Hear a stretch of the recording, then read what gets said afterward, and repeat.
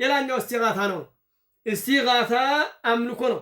ከዱዓ የሚለየው ነገር ምንድነው? በችግርና በመከራ ጊዜ የድረሱልኝ ጥሪ ነው። ታዲያ አላህ ሱብሓነሁ ወተዓላ ሱሐቦች ምን አላቸው? ኢዝ ተስተጊሱነ ረበኩም ፈስተጃበ ለኩም፣ ጌታችሁን እርዳታ በጠየቃችሁ ጊዜ ረዳችሁ ወይ ደግሞ የረዳችሁን ነገር አስታውሱ ይላል።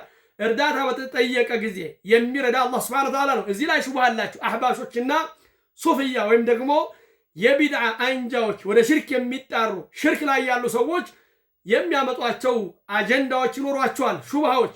አንደኛው ምንድነው?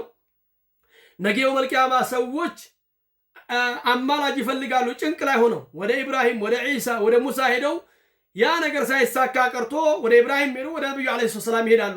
ነብዩ አለይሂ ሰላቱ ወሰላም አላህ ፊት ሄደው አላህን ጠይቀው ከጭንቅ የሚገላገሉበት ሁኔታ አለና እርዳታ መጠየቅ ሙታኖችን ይቻላል፣ ይረዳሉ፣ አላህ ዘንድ ያስታርቃሉ ብሎ ይላሉ ነው። ታዲያ ይሄ እየቅል ነው ሁለቱም። ነገ የውመል ቂያማ ነብዩ አለይሂ ሰላም ስራ ልክ ዱንያ ላይ ያለን አላህን የሚፈራ ሰው ካለ ሄዶ ይህንን አላህን የሚፈራ ሰው እኔ ወንጀል አብዝቻለሁና እባክህን ዱዓ አድርግልኝ፣ ሌሊት ስትሰግድ ወይም ደግሞ ሰኞና ሐሙስ የሚጾም ሊሆን ይችላል፣ እባክህን በጾምክ ጊዜ ዱዓ አድርግልኝ እኔ ወንጀል አብዝቻለሁ ብሎ መጠየቅን አይነት ነው እንጂ የሞቱትን ሰዎች እርዱኝ ብሎ ማለት አይደለም ነው። የሞቱትን ሰዎች እርዳታ መጠየቅ ይቻላል አይቻልም? የድሮ ሙሽሪኮች የፈጸሙት ነገር አለ። እሱን እናያለን ኢንሻአላሁ ተዓላ። ሌላኛው አለይሂ ሰላቱ ወሰላም እንግዲህ የኛ መሪ ናቸው። እሳቸው የአነስ ብን ማሊክ ሐዲስ አለ። ምን ይላሉ አለይሂ ሰላቱ ወሰላም? ያ ሐዩ ያ ቀዩሙ ቢረሕመቲከ አስተጊቱ። ያ ሐዩ ያ ቀዩሙ፣ አንተ ሐይ ሆንክ ጌታ። ሐይ እስሙን ሚን አስማኢላህ ሱብሓነሁ ወተዓላ፣ የአላህ ስም ነው። ባለመኖር ያልተቀደመ ሞት የማይከተለው የሆነ ህይወት ህያውነት ሰብቷል አላህ ሱብሓነሁ ወተዓላ። ህይወት የሚለውን ህያውነቱን በሌላ ትርጉም ሊተረጉሙት ይችላሉ። ቁርአን ላይ መጥቷል፣ በቀጥታ በትርጉም ነው ለልቅና በሚገባ መልኩ። ያ ቀዩሙ፣ ቀዩም ብሎ ማለት ከማንም የማይከጅል የተብቃቃ የሆነ ባሮቹንም የሚያቆም እንግዲህ የአላህ ስሞች ናቸው እነኚህ። ማዕና አላቸው፣ ማዕናቸውንም እናስብታለን አረብኛ ቋንቋ በሚያስፈርድ መልኩ። ያ ሐዩ ያ ቀዩሙ በዝነትህ አስተጊቱ፣ እርዳታን እጠይቅሃለሁ፣ እርዳታን እጠይቅሃለሁ አለይሂ ሰላቱ ወሰላም። ጭንቅ በደረሰ ጊዜ እጃቸውን ዘርግተው ለአላህ ሱብሓነሁ ወተዓላ ይጠይቃሉ። ሌላው ሹብሃቸው ምንድነው? የዑመር ብን ኸጣብን ሐዲስ ዑመር ብን ኸጣብ የፈጸመው ነገር አለ። ያንን ነው የሚያቀርቡት ነው። እንግዲህ ነብዩ አለይሂ ሰላም በህይወት እያሉ ባልደረቦቻቸው ዝናብ በጠፋ ጊዜ መጥተው ይነግሯቸዋል። ነብዩ አለይሂ ሰላም ለነብዩ መጥተው ይነግሯቸዋል። አንድ ቀን ኹጥባ ላይ ያሉ ባልደረባቸው መጥቶ ዝናብ መጥፋቱን ነገራቸው። ዝናብ ጠፍቷል፣ እንስሳ አለቀ፣ ተራብን ብሎ ለነብዩ አለይሂ ሰላም ነገራቸው። ነብዩ አለይሂ ሰላም ሚንበር ላይ ሳይወርዱ እዛው ላይ ዱዓ አደረጉ። ዝናብ ዘነበ። ይሄ ነው የነሱ የሷሐቦች ስራ። ዝናብ ዘነበ፣ ዝናብን አገኙ። በሚቀጥለው ሳምንት እሱ ይሁን ሌላ ሰው መጣ፣ ለነብዩ አለይሂ ሰላም ነገራቸው። ዝናብ በዛ፣ ዝናብ ጎዳን፣ ቤቶች እየፈረሱ ነው፣ መንገድ እየተዘጋ ነው አይነት ንግግር ተናገራቸው። አለይሂ ሰላቱ ወሰላም ዱዓ አደረጉ። ከዚያ በኋላ ዝናቡ ተነስቶ ወደ ቤታቸው የተመለሱበት ሁኔታ አለ። እንግዲህ ጭንቅ በሆነ ጊዜ እንደዚህ አይነት ነገር ነበረ ነው። አለይሂ ሰላቱ ወሰላም ዱዓቸው ወዲያው መልስ ስላለ ባልደረቦቻቸው መጥተው ዱዓ አድርጉልን ይሏቸዋል ነው። ባልደረባቸው ያ አይነ ስውሩም በነብዩ አለይሂ ሰላም ዱዓ ዳነ። ዱዓቸው ነው መቃረቢያ ሆኖ ነው አለይሂ ሰላም ዱዓ አደረጉ። ታዲያ ነብዩ ከሞቱ በኋላ ወደ መቃብራቸው በመሄድ ነብዩ አለይሂ ሰላቱ ወሰላምን ድርቅ እንዲነሳ አንሱልን ብለው አልጠየቁም። መቃብራቸው ላይ ሄደው እርድም አላቀረቡም፣ ስለትም አልተሳሉም፣ እስቲጋሳም አላደረጉም። ይሄ ግልጽ ነው። ምናልባት አንዳንዴ የተሳሳተ ማስረጃ ይዘው ሊቀርቡ ይችላሉ እንጂ ግልጽ የሆነ ነገር የለም ነው። ሰሂህ የሆነ ነገር የለም። እንደው መጀን በሚለው አይነት ነገር እንኳን በተወሱሉ እንኳን በስቲጋታው ማለት ነው። አለይሂ ሰላቱ ወሰላምን መተው ዝናብ አትናል፣ ዝናብ ስጡን አላሉም። አላህንም በነብዩ ሆነበት ዝናብ ስጠን አላሉም ነው። ነገር ግን ምንድነው ያደረጉት? ዑመር ብን ኸጣብ መጡ። ለነብዩ ቅርብ የሆኑ አባስ ብን አብዱል ሙጠሊብ አሉ።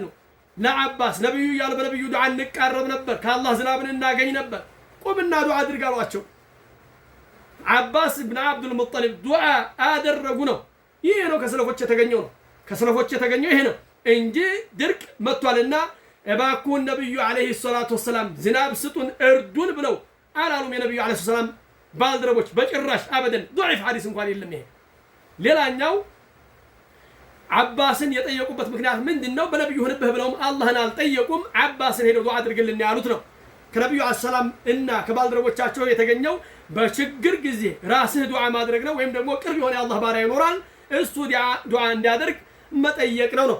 ሌላኛው የቁርአን አያቶች ምን ይላል አላህ ሱብሓነሁ ወተዓላ አመን ዩጂቡል ሙጠረ ማን ነው መልስ የሚሰጥ ይላል። አልሙጠር የተጎዳን ሰው ኢዛ ደዓሁ በለመነው በጠራው ጊዜ ወየክሽፉ ሱእ መጥፎን ነገር የሚያስወግድ ማን ነው? ወየጅዐሉኩም የሚያደርጋችሁ ኹለፋአል አርድ የመሬት ምትኮች አንዱ አንዱን ይተካል። እኛ ተተክተናል፣ እኛን የሚተኩ አሉ። ማን ነው የሚተካችሁ ይላል። አኢላሁም መዐላህ ከአላህ ውጭ አምላክ አለን? የለም ነው መልሱ። ኢስቲፋሙ የለም ነው። ቀሊለን ማ ተዘከሩን ጥቂት እንኳን አትገሰጹምን? እንግዲህ አላህ የሚነግረን የተጎዳን ሰው መልስ የሚሰጠው አላህ ነው። ድሮ በመካ ዙሪያ ላይ የነበሩ ጣዖቶች አማልክቶች ተብሎ ይጠሩ ነበር። ኢላህ ነብዩ አለይሂ ሰላቱ ወሰላም ሲላኩ ላኢላሃ ኢላላህ በሉ አሏቸው። ከአላህ ውጭ በእውነት የሚመለክ አምላክ የለም። አሁን ደግሞ ኢላህ የሚባል ስም የላቸውም። ሰይድ የሚባል ስም አላቸው ነው። ሰይድ አብዱልቃድር ጀላኒ፣ ሰይድ ከድር፣ ሰይድ ሸከና ሁሴን፣ ሰይድ እያለ ይቀጥላል ነው። አበራ ሙዝ የተለያዩ ማለት ነው። እነኚህ ሰይድ ተብሎ ጌታ ዘንድ ያቃርባል ተብሎ እስቲጋሳ ይጠየቃሉ። እርዱን፣ አንቁን፣ ከተኛንበት ቀስቅሱን ይሏቸዋል ነው። ለራሳቸው ሞተዋል፣ አይሰሙም። እንኳን ሰው ሊያነቁ ራሳቸውም አይነቁም። አላህ ንቁ ባላቸው ጊዜ የሚነቁና የሚቀሰቀሱ የአላህ ባሮች ናቸው። መልካም የሆኑ እንደሆነ መልካምን ያገኛሉ ነው። ችግር ካለባቸው ደግሞ በችግራቸው አላህ የሚጠይቃቸው። ምናልባት መልካም ሰዎች ከሆኑ ደግሞ መልካምን እንከጅላላቸዋለን ነው። አላህ በሌላ የቁርአን አያት ምን አለ? አላህ ሱብሓነሁ ወተዓላ ወለኢን ሰአልተሁም ብትጠይቃቸው መን ኸለቀ ሰማዋት ሰማያትን ማን እንደፈጠረ ወልአርض መሬትንም ለየቁሉነ አላህ አላህ ነው ይላሉ ነው። አላህ ነው ይላሉ። ቁል በላቸው እንግዲህ አላህ ነው ይላሉ። ፈጣሪም ሰባቱንም ሰማይ ሰባቱንም መሬት የፈጠረ አላህ ነው ብለው ያምናሉ ሙሽሪኮቹ። አረ ቁል በላቸው አፈራይቱም እስኪ ንገሩኝ በላቸው ማ ተድዑና እነኛ የምትጠሯቸው ሚን ዱኒላህ ከአላህ ውጭ ኢን አራደኒ አላህ ቢፈልገኝ ቢዱርን በጉዳት ሃልሁነ ካሽፋቱ ድሪህ እነሱ የአላህን ጉዳት አስወጋጆች ናቸውን? አው አራደኒ ቢረሕመቲን ወይ ደግሞ አላህ በዝነቱ ቢፈልገኝ በችሮታው ሃልሁነ እነሱ ናቸውን? ሙምስካቱ ረሕመቲህ እዝነቱን ችሮታውን የሚይዙ ናቸውን?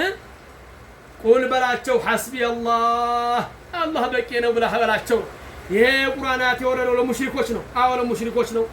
ነገር ግን እኛ ዘንድም ከአላህ ውጭ ያለን አካል በጉዳቴ ይደርስልኛል፣ መልካም ነገር ያመጣልኛል ብሎ የሚል ሰው ካለ ይይዘዋል ነው። ኢን አራደኒ አላሁ ቢዱርን ሃልሁነ ካሽፋቱ ዱሪ አላህ በጉዳት ይፈልገኝ ይህንን የአላህን ጉዳት የሚያስወግዱ ናቸውን? አይችሉም ነው። አላህ የወሰነውን አላህ ነው የሚያነሳው ነው።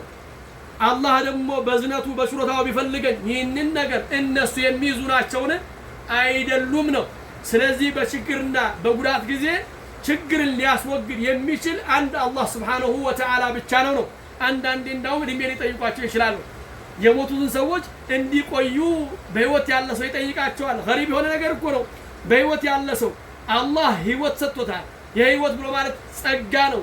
ለነሱ ዱዓ ማድረግ ሲገባው፣ ለነሱ ሰደቃ ማድረግ ሲገባው የሞቱትን ሰዎች ይጠይቃቸዋል። የሞተ ሰው ሊመለክ አይገባም ነው። አይሰማም፣ መልስም አይሰጥም። አንዳንዴ ሹብሃ አላቸው። ይሰማሉ የሚል እንግዲህ ቀባሪ ቀብሮ ሲመለስ መስማት አለ። ያቺ ጊዜያዊ መስማት ናት። አለይሂ ሰላቱ ወሰላም በጦርነት ላይ የተገደሉ ሙሽሪኮችን ያናገሩበት ሁኔታ አለ። ይሰማሉ የሚል መጥቷል ሐዲስ ላይ። በዚያ ላይ ብቻ ያጠረ ይሆናል። ታዲያ አላህ ሱብሓነሁ ወተዓላ ወማ አንተ ቢሙስሚዕን መን ፊል ቁቡር አንተ እኮ የምታሰማ አይደለህም መቃብር ውስጥ ያለን ሰው አለ። መቃብር ያሉ ሰዎች መልስ አይሰጡም ነው። አይሰጡም ቢለመኑ እስቲጋሳ ቢጠየቁ የሚረዱ አይደሉም ነው። እነሱ ለራሳቸው ከኛ ከጃዎች ናቸው። ዱዓም ሰደቃም ያስፈልጋቸዋል ነው።